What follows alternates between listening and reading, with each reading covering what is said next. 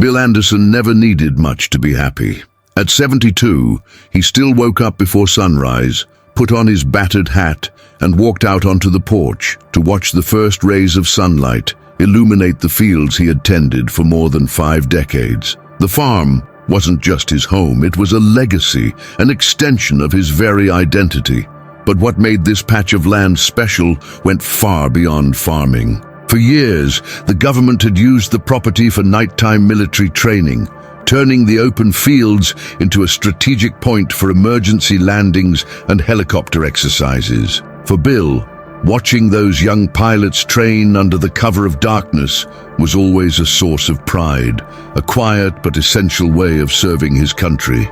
But the outside world didn't care about traditions or stories of dedication.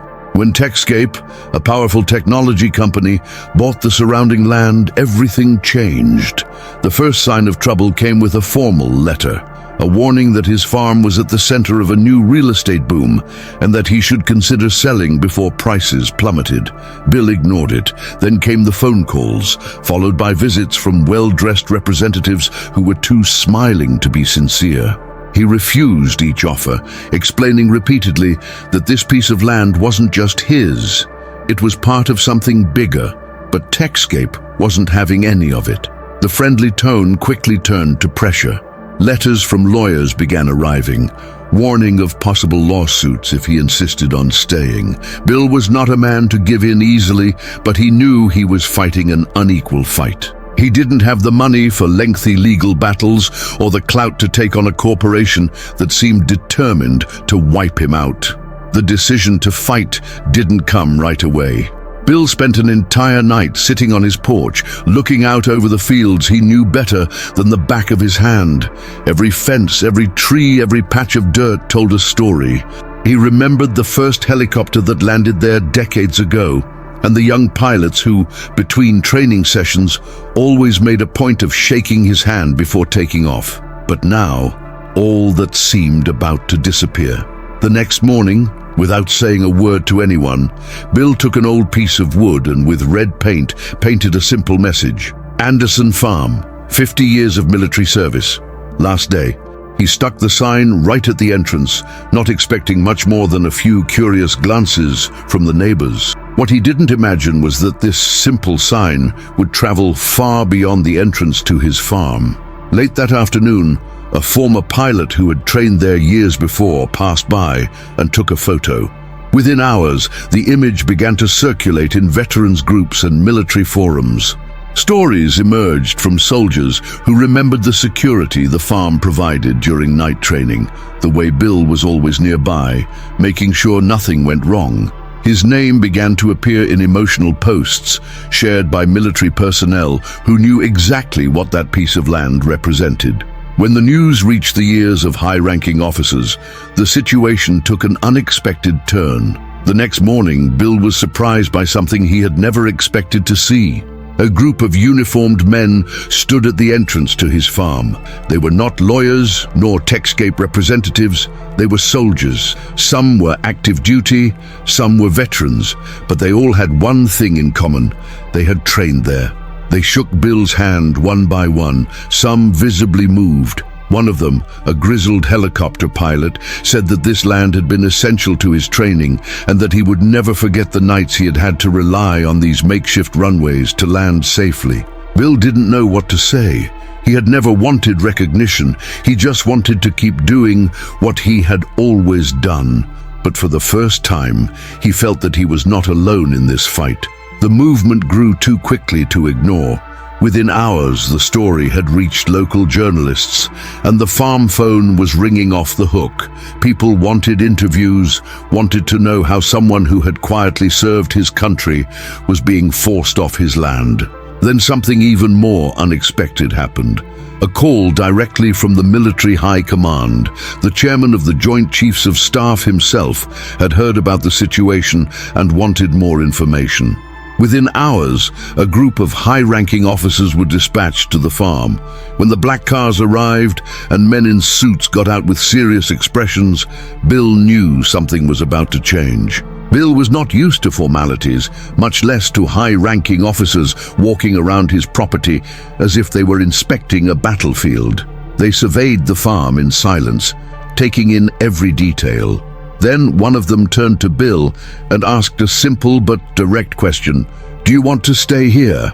Bill nodded without hesitation. The man simply nodded and made a call right there, speaking in a firm, rapid tone, mentioning military coordinates and terms that Bill could not fully understand. But one thing he realized immediately: these men were not there just to hear his story. They were there to resolve the situation. Within 24 hours, the turnaround had happened. A new official order had been issued, recognizing the ranch as a strategic military training facility. This meant that the property was now protected by federal regulations, making any attempt by Techscape to take it over virtually impossible. The news came as a blow to the company. With no legal means to continue pressuring Bill, company representatives tried to reach out once more, offering one last offer, an even higher price to get him to leave voluntarily. But now, Bill no longer had to negotiate. For the first time in weeks, he slept soundly, knowing that his land was safe. Techscape's response was no different than expected. Frustrated by the turn of events, company executives tried to challenge the decision, arguing that the area could not be considered a military installation without a more formal process. But it didn't take long for them to realize that they were up against something much bigger than a stubborn farmer.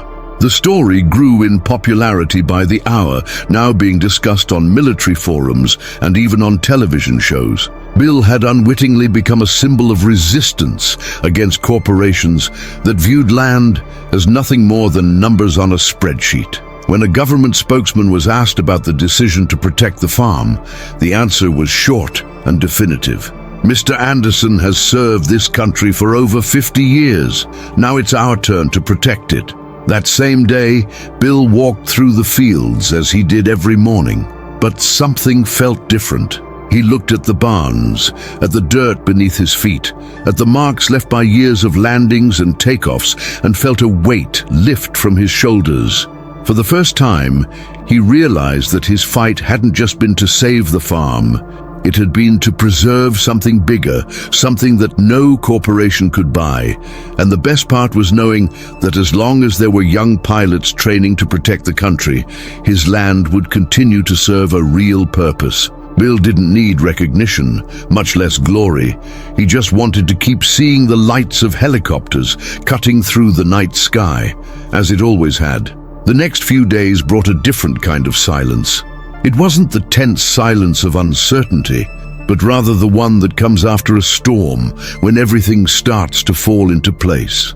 Techscape withdrew its proposals, accepting defeat without further resistance. The Anderson farm was now officially recognized as a military stronghold, and any attempt to interfere would face difficult legal barriers to overcome. Bill had never liked too much red tape, but this time he was pleased to know that the same documents that had tried to force him out now ensured that he would never have to worry about it again. He didn't need to celebrate. The real victory lay in what remained untouched, in the land that would continue to serve, as it always had. But something unexpected happened. The story's impact brought more than just moral support. Other neighboring farms that were also helping with low-key military operations began to receive attention.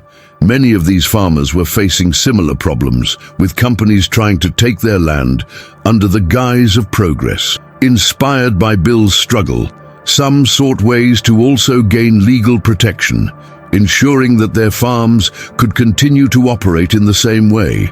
Bill never imagined that his resistance would have such a profound impact. He didn't see himself as a hero, just as a man who did the right thing. But now, looking back on everything that had happened, he realized that his fight hadn't just been for himself. It had been for everyone who believed that some things were worth more than money.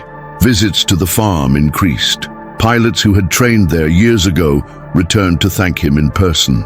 Some arrived by helicopter, asking permission to land on the same field that had once taught them to fly. Bill was never used to being honored, but something inside him felt a sense of satisfaction when he saw that all this really meant something to so many people. One late afternoon, a young officer approached him, holding a small Air Force badge. "This is a thank you for everything you've done for us," he said, handing it over respectfully. Bill held the badge for a few seconds, not knowing what to say. He just smiled, putting it in his pocket like a silent treasure. That night, sitting on the porch, Bill looked up at the sky and saw the red lights flashing in the distance. Another helicopter training, another pilot learning to trust what this piece of land had to offer. He closed his eyes for a moment and let himself feel the weight of the years, not with weariness, but with the knowledge that he had done the right thing. The farm was not just a piece of land, and it had never been just his. Now more than ever, it belonged to those who used it for something greater. He let out a long breath, breathing in the cool night air, and realized that for the first time in a long time, there was no fear of the future. The next day, Bill did something he hadn't done in years. He took out an old notebook, opened it to the last blank page, and wrote a few words. "We're still here." It wasn't a rant or a poetic reflection, just a reminder that despite everything he and his farm had endured, the world around them might change, companies might grow and try to buy up every piece of land they could find, but some things just weren't for sale. He knew that in the end, the true value of a place wasn't in the money they could offer for it, but in the stories it held. Over the next few months, the farm returned to its usual routine, with Bill tending the fields and helicopters flying overhead at dusk. He didn't know how much longer he could continue working there, but that didn't matter now. What mattered was that when the time came to leave, the land would still be serving its purpose, protected by the same commitment he had made all his life. Bill Anderson wasn't a man for speeches or grand gestures, but as he looked out over that field once more, he knew that his story wouldn't end there. It would continue in the landings, in the training, and in the pilots who, generation after generation, would always find a safe place to land there.